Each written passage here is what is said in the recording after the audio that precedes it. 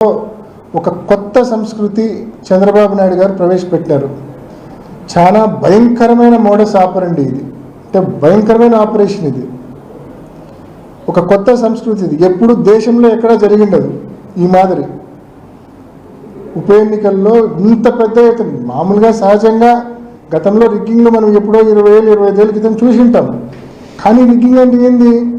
ఆ గ్రామంలో వాళ్ళు మాట్లాడుకొని ఏజెంట్కు కొంచెం డబ్బులు ఇచ్చుకొని సెట్ చేసుకోవడము, లేకుంటే ఆ ఏజెంట్ని లాగి చేసుకోవడము, ఏదో ఆ గ్రామ లెవెల్లోనే, ఆ గ్రామంలో ఉన్న 2 పార్టీల లెవెల్లోనే నడిచిపోయేది. కానీ ఈసారి జరిగింది అది కాదు. ఒక గ్రామ వైఎస్ఆర్సీపీని, ఆ గ్రామంలో ఉన్న వైఎస్ఆర్సీపీని ఎదుర్కోవడానికి జిల్లాలోని తెలుగుదేశం క్యాడర్ మొత్తాన్ని బూతుల దగ్గర పెట్టాడు చంద్రబాబు నాయుడు. ప్రతి బూత్ దగ్గర మందలు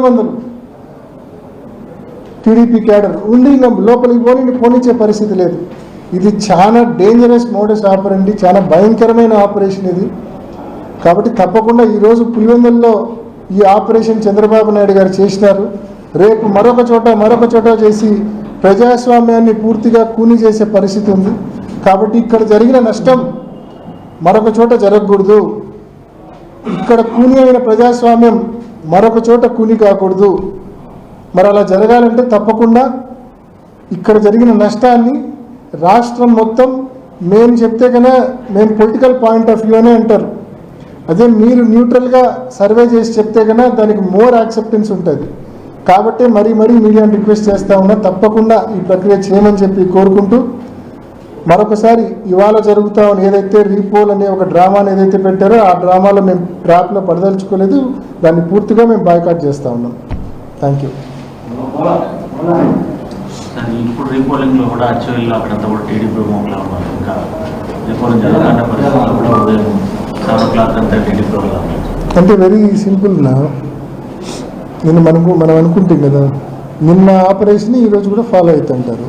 అందుకే నేను చెప్పేది, తప్పకుండా ఈరోజు కూడా అదే దొంగోట్ల సిస్టమ్ ఫాలో అవుతారు. నిన్న బహుశా నేను ఇందాక చెప్తే కదా కారణం, నిన్న బహుశా ఆడోళ్ళ స్లిప్పులు కూడా తీసుకొని మగోళ్ళే దొంగోట్లు వేసింటారు.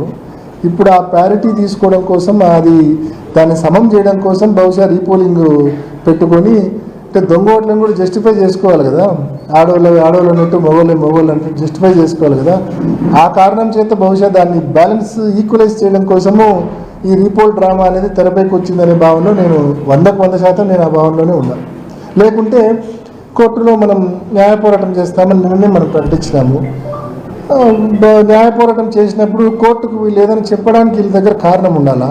మనం క్రిస్టల్ క్లియర్గా ప్రూఫ్స్ చూపిస్తున్నాము. సో ఏదో కంటి తుడుపుగా 2 బూతుల్లో రీపోల్ చేస్తున్నామని కోర్టుకు చెప్పి కోర్టును మిస్లీడ్ చేసే కార్యక్రమం కోసమన్నా చేస్తూ ఉండొచ్చు. సో ఈ రెండిట్లో ఏదో కారణం కోసం చేస్తూ ఉండొచ్చు. బట్ కారణం ఏదైనా ఈ డ్రామాలో మనం వీఆర్ నాట్ పార్టిసిపేటింగ్.